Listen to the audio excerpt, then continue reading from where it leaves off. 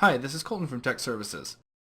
Facilities work orders are now being accepted through Breeze. This video is intended for principals and will cover the basics of signing in and escalating work orders to facilities. First, let's do a brief overview of the workflow. Any staff member can sign into Breeze and create a work order for facilities. When they do create a work order, it'll automatically be routed to the principal for that school. The principal can then review the work order and decide whether or not they'd like to move it forward. If it will need to involve facilities, the work order can be escalated, and then facilities will route it to the appropriate person. To sign into the work order system, open up an internet browser. Today I'll be using Google Chrome. Open your school's home page and scroll to the bottom. Here you'll find a Sign In link. At this page, enter your username and password. These are the same that you use to log into Windows.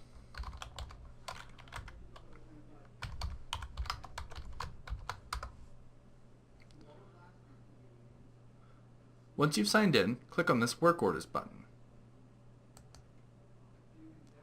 Here you'll see 5 buttons. These first 2 brown buttons everyone has access to. They're for creating a work order and viewing the status of your work order. These purple buttons are administrative buttons that are used for managing work orders created by others. Let's start with creating a work order. Click this brown Create Work Order button. Begin by selecting a department. Today I'll choose Facilities. Next, describe the issue. Remember that the more detail you provide, the more efficiently your work order will be able to be resolved.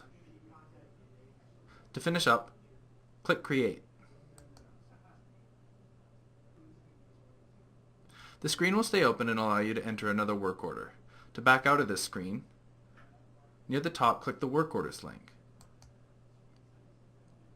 Now we're back at the main work order module. If you want to view the status of any work orders that you've already created, click on this brown My Requests button. Here I can see that I've created 2 work orders. Starting from left to right, the work order ID, the issue that I described, who the work order is currently assigned to. Notice that both of these work orders are currently unassigned, and then the status of the work order. Let's back out to the main work order screen again. These purple buttons are administrative. These all contain different ways of viewing subsets of all the work orders that you have access to. For example, the My Task button shows any tasks that are currently assigned to you, and the Assign Work Order button shows any work orders that have yet to be assigned. You'll be able to view all work orders that you have access to inside of the View Work Orders button. So let's head here. Here I can see that I have access to 2 work orders. I'd like to go in and edit this first work order. So I'll hit the Edit button on the far right hand side of it.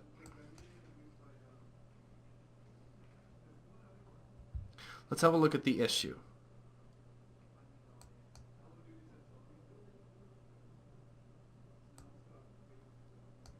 Now let's say that I decide for whatever reason that we're not going to move forward with this work order at this time. Here I can fill in a resolution. Note that whatever's in this box will be sent to whoever originally submitted the work order in an email when I click this Update and Close button. This work order has now been closed. If I go back out to view work orders, you'll notice that you can no longer see it here. Let's deal with this other work order as well. I'll click Edit on the right hand side, and then we'll view the issue.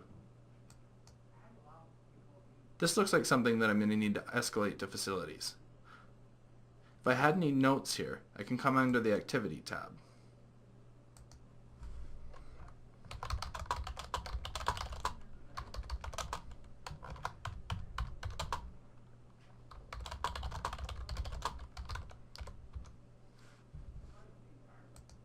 I'll select the type of note that I'm adding, and I'll add the note. These notes will be visible by anybody else who works on the work order in the future. Now, there's nothing else that I can do for this work order. It's going to need to involve facilities. At this point, I'll escalate the work order.